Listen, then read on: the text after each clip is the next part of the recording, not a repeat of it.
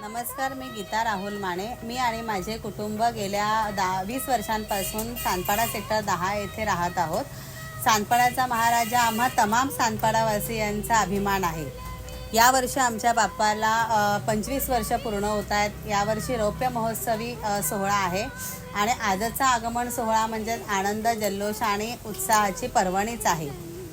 आमचा बाप्पा महाराजा मंडपात या दिशेने या रोडवरून जात असताना त्याला पाहण्याचे सुख मला या खिडकीतून मिळणार आहे.